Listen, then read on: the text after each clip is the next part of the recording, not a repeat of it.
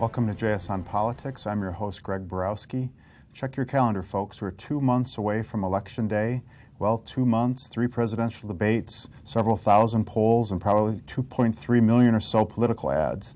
But with that in mind, we're going to take a look at the election ahead and give you kind of a preview of what to expect here in Wisconsin. We'll start, of course, with the Hillary Clinton-Donald Trump face-off in the state. Then we'll turn to the Ron Johnson-Russ Feingold rematch, the open congressional seat in the Green Bay area, and whether Democrats can take back the state Senate this year. We'll also have our winners and losers of the week, and we'll try to squeeze in some viewer questions at the end.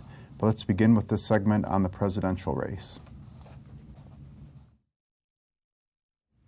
We're joined now by Craig Gilbert, our Washington bureau chief, to talk about the presidential race in Wisconsin. And Craig, I want to start with an interesting piece you had this week on Waukesha County. It's part of a series in the USA Today network looking at key counties around the country and what they tell us about the election. So in Waukesha County, if you're not doing well as a Republican, you're not doing well, right? What was your takeaway from Waukesha County?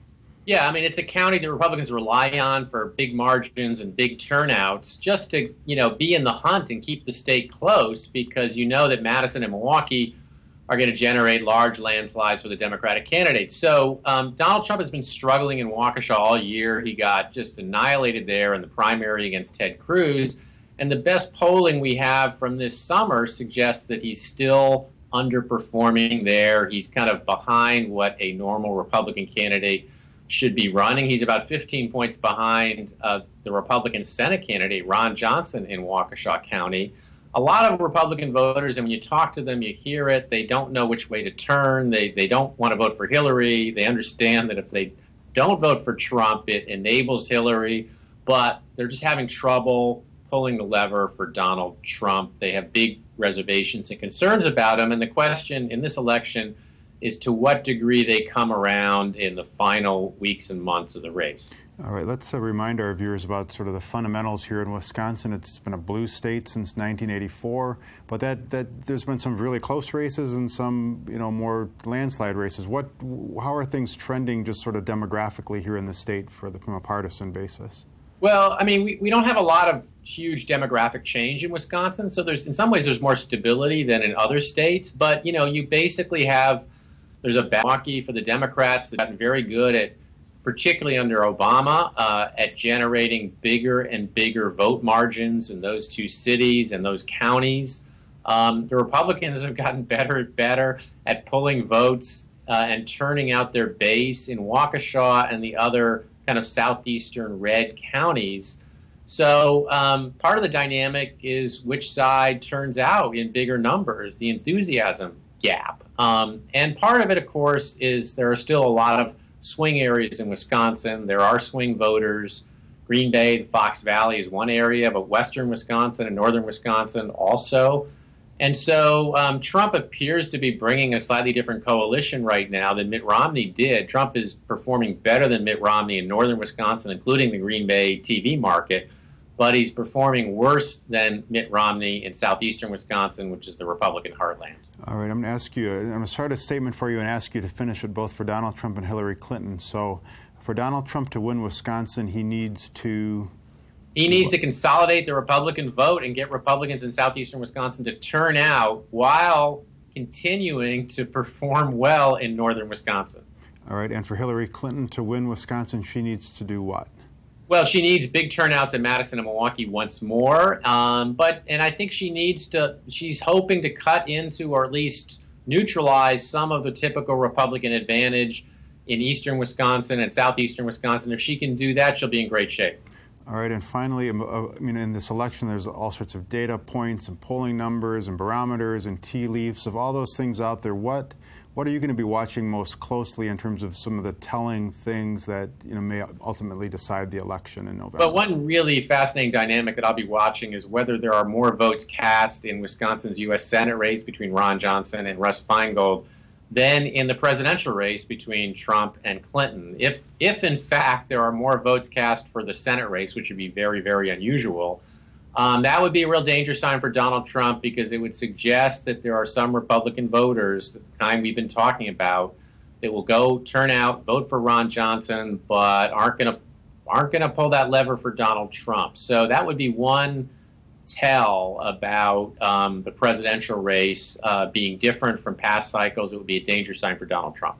All right, well, we've got less than 2 months to Election Day. We've got debates coming up, more polls to be released, all sorts of candidate visits. We'll see you further down the line. Craig, thanks for joining us. Till next time. All right, we're joined today by Dan Bice, our Watchdog columnist, Bill Glauber, one of our political reporters, to take us through the rest of the show and get some commentary between these other segments. So on the presidential race, what are things are you going to be watching? What are these telltale signs we should be looking for? I just want to see somebody advertise. Until there's TV advertising on the presidential race, there is no race here. That what it means is that Hillary Clinton is ahead. And until we see advertising, that shows you that there's been a real change here. Craig and I have looked at elections in different ways, and these two things are connected. He likes to look at the polls and the poll numbers. I like to see what the campaigns are doing. And obviously, there is a connection between those two things, but the campaigns will move into Wisconsin. They'll start appearing here, having speeches and advertising if the race tightens. If it doesn't, then those things won't happen. All right, so let's take a look now at the U.S. Senate race. This is a race that Bill's been covering for us. We're going to start with a new TV ad, which will feel a little bit like a rerun. This is from Ron Johnson, who's sort of getting himself back on the air after not having advertising for a few weeks. Let's take a look at that ad first. 2010, there were 57 lawyers, 0 manufacturers, and way too many career politicians in the United States Senate.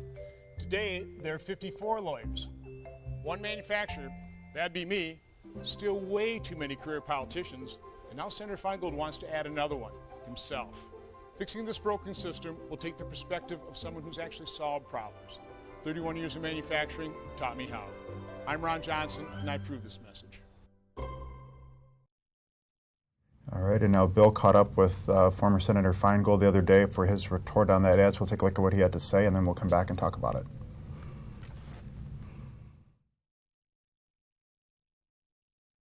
Johnson campaign was down for more than 2 weeks. They went up with a new ad that was a replay of their 2010 ad, basically making the case that there are enough lawyers in the Senate and you need a manufacturer. That worked in 2010 for him. Do you think it will work this time, especially in an anti-politician year?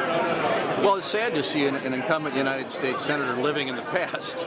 You know, when you get elected for a 6-year term, you got to get back out and actually listen to people over the course of 6 years. He'd know what he's saying right now in that ad doesn't relate to reality right now for the people of the state. They're interested in paying their bills. They're not interested in just hearing that somebody's a manufacturer. They want to know, what has he done to help jobs in the state of Wisconsin? The answer is 0. All right, so same candidates, similar ad. Is this the same race as 6 years ago, or what's different this time, Bill? Do you like the ad? I kind of like the ad. Did you? I sort of thought it was good. What'd you think? Yeah, I thought it was okay. Yeah, you got it is the same race and it's not the same race. You got 2 guys trying to be anti-Washington. One is a chairman of a Senate committee, and the other guy's a former 3-term U.S. senator. So they're both trying to ride the public wave, which is revulsion at Washington. Right, and what do you think, Dan? Same race, different race? How's it a different go-round this time? Well, obviously the dynamic is different. Wisconsin changes depending on whether it's a presidential year or non-presidential year. Johnson wins in a non-presidential year, which tends to favor Republicans. This is a presidential year, which tends to favor Democrats. But it's interesting that I actually hadn't seen that clip with Russ Feingold where he says it's unfortunate that his opponent's living in the past when his campaign brings up an incident from 2010, 2011, in which Senator Johnson had his company repay or pay him $10 million in deferred compensation. And it's going to be a theme that they hit on again and again. The suggestion that there was somehow something inappropriate about the fact that Johnson put $9 million into his campaign and then had his company pay him back $10 million. That's something you've heard from them, right? Really? Serious? Yeah, like every other day. Yeah, sure. So that's another part of the rerun theme here. But let me ask you guys this question. First, Bill, and then Dan. So same thing we did with Craig earlier. So Ron Johnson wins this race if? Russ Feingold's negatives go sky high as Hillary Clinton's. Right. Or if somehow Trump's numbers, if his negatives drop somehow, I would assume that would have an impact as well. All right, let me start with you this one, Dan, on Russ Feingold wins this race if nothing changes from what's going on right now. Bill? I think that's probably it. Feingold has run a very tight, disciplined campaign. with an unwavering message going back a year and a half. So this is what they've gotten here with. They're ahead, seemingly, by the polls, and that's where they're going to try to stay. The one difference is, I think this time the theme on Ron Johnson's part is not just that his opponent's a career politician, but I think they're going to try to hit at the image of Feingold as this super clean politician, and try to portray him as a hypocrite. And I was going to say hypocrite is sort of the word of the day among the Republicans when discussing Russ Feingold. You know, so they've been raising these concerns that maybe he did some political activity when he worked at the State Department. And today there was a story with Politico saying that that an open records request of all of his material while he was at the State Department won't be released until December, which is very fortunate for Russ Feingold. And I'm sure the Obama administration's just coincidentally came up with December for that. But so I think they have all those problems sorting through Hillary Clinton's emails, right? Which is the thing. In this case, you will have both candidates, it seems so far, sort of trying to stay away from the person at the top of the ticket, because both of the people at the top of the ticket are not very popular. Though Russ Feingold, I think, he made some news by saying that he said, well, he told you. Yeah, he felt that he was asked if Hillary Clinton was trustworthy, and he said in his experience, yes, she was. So we'll have to see if he sticks with that or if he, modifies it at all, if there are future stories that create problems. All right, so let's turn now to our one open congressional district race, which is the 8th Congressional District in the Green Bay area, and we're going to go to this segment with one of our reporters from the Green Bay Press-Gazette. We're joined now by Adam Rodewald, one of the reporters for the Green Bay Press-Gazette, who's covering the 8th Congressional District race for the paper up there and a part of the USA Today network, as is the Journal Sentinel. So thanks for joining us, Adam.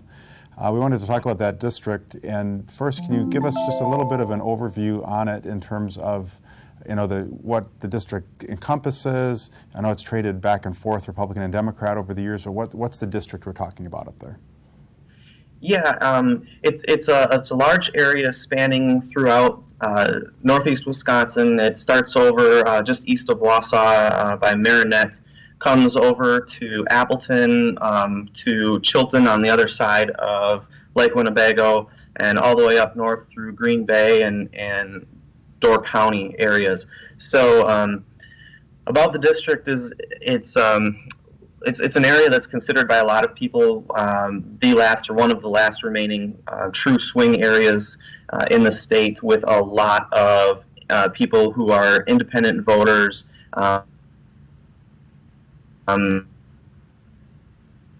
who don't have allegiance to Republicans or Democrats, and so it gets to be pretty competitive because of that. And within the 8th congressional district seat, it switched back and forth between Republicans and Democrats quite a lot. Over the past 40 years, I counted up, they've had an equal number of Republicans and Democrats. So I think that speaks to the ability to flip-flop back and forth quite a bit. Okay, and why don't you give us a sense of who the two candidates who are squaring off, and kind of what are the major themes they're pushing toward the voters right now? Sure. On the Republican side, we have Mike Gallagher. He's a former U.S. Marine who worked in foreign intelligence. He did foreign policy briefings for Scott Walker's brief presidential campaign. He was a staffer for the Senate Foreign Relations Committee. On the Democrat side, we have Tom Nelson. He is the current Outagamie County executive. He spent 6 years in the state assembly, including part of that time as the majority leader. So both candidates have some similarities about them. They're trying to portray themselves as sort of Washington outsiders who are going to come in and kind of de-corrupt the politics there. They talk about being kind of homegrown Wisconsinites who will bring Wisconsin values. But beyond that, their differences kind of grow from there. Top things that Mike Gallagher is talking about are national security.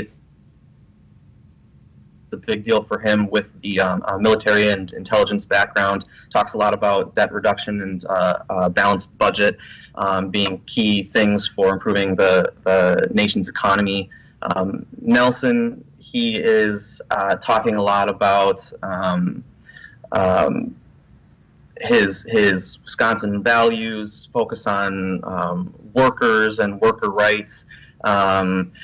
He has talked a lot about getting better pay and better jobs for workers. So those seem to be the things that the candidates are most talking about right now in the race. Yeah, let me ask you finally, for just as the reporter covering that race, I mean, there's all sorts of indicators you might be looking at in terms of spending by outside groups, spending by the candidates, enthusiasm among the voters. Give us just briefly an example or two of things that you're watching to give a sense of, which candidate may have the edge as we get closer to November. Yeah, I'm definitely paying attention to outside groups. Already, outside groups have committed to spending large amounts of money, millions of dollars total, on this race because it's pretty competitive. So I'll be watching that to see how active they get.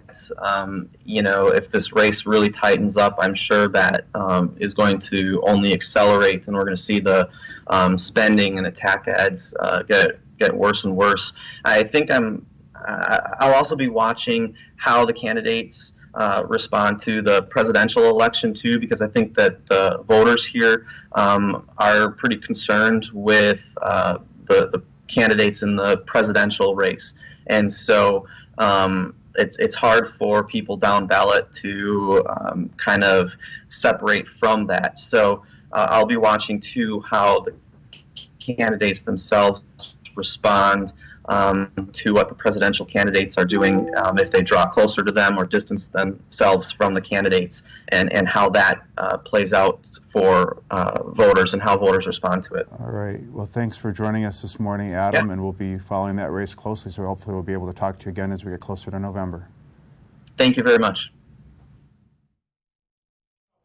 All right, before we move on to our next set of races, we want to ask you, Bill, just for your take on this district here. So if Democrats can't make it competitive, what does that say about I think the Democrats are hurting and have been in a state of denial for a long time, especially, hoping that that their hurt in the off years doesn't translate to the presidential years. I mean, if they can't mount a very, very, very competitive campaign and win this year, then when are they going to win? Especially, Democrats have a good candidate, Republicans have a good candidate. It's a big race for Paul Ryan, too. He's dumped $750,000 into the state GOP for get-out-the-vote efforts. One would think that the House Speaker wants a Republican to win that seat. This was part of the state in the presidential primary where Donald Trump did pretty well. He didn't do well in suburban Milwaukee County. He did great up there. And in the polling, the Marquette poll showed that Ron Johnson was doing well in that area as well. So, and the Republicans are being very aggressive. I wrote a story this week saying that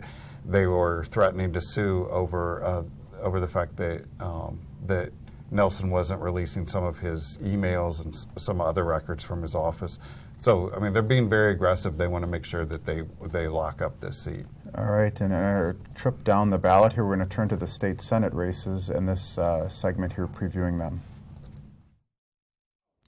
We're joined now by Jason Stein, one of our Madison Bureau reporters, to talk about the state Senate and the control there. So the big picture on this one is Republicans control that chamber 19-14. They also control the Assembly and the governor's office. Democrats are kind of desperate to make some inroads here. Jason, what seat in particular are they shooting for? Sure. The Democrats want to take back control of a part of state government, and the state Senate is their best chance to do that. Now, that doesn't necessarily mean that they have a good chance in the state Senate or that they're likely to do it, just that is their best chance. Their best opportunity to pick up a seat in the state Senate would be in the 18th Senate District, which is around Fond du Lac. There, the incumbent Rick Gudex is leaving. A Democrat, the county executive Mark Harris, is running to replace him, and he's running against the Fond du Lac Republican Chairman Dan Fayen. All right, and then tell us about some of the other races, because they would still need to get 3 in order to flip it. Correct. Are there 2 others Correct. that they would be aiming to get? In other words, the Republicans now control the state Senate 19-14. To flip that to a 17-16 Democratic advantage, Democrats would need to pick up 3 seats. 2 other seats that the Democrats hope to pick up are one, the 14th Senate District, where incumbent Luther Olson is facing up against Waupaca Mayor Brian Smith, a Democrat, and also the 12th Senate District, where incumbent Tom Tiffany, a Republican, is facing up against the Democrat, an attorney, Brian Van Stippen. But in both those races, that's going to be more difficult for the Democrats to pick up a seat.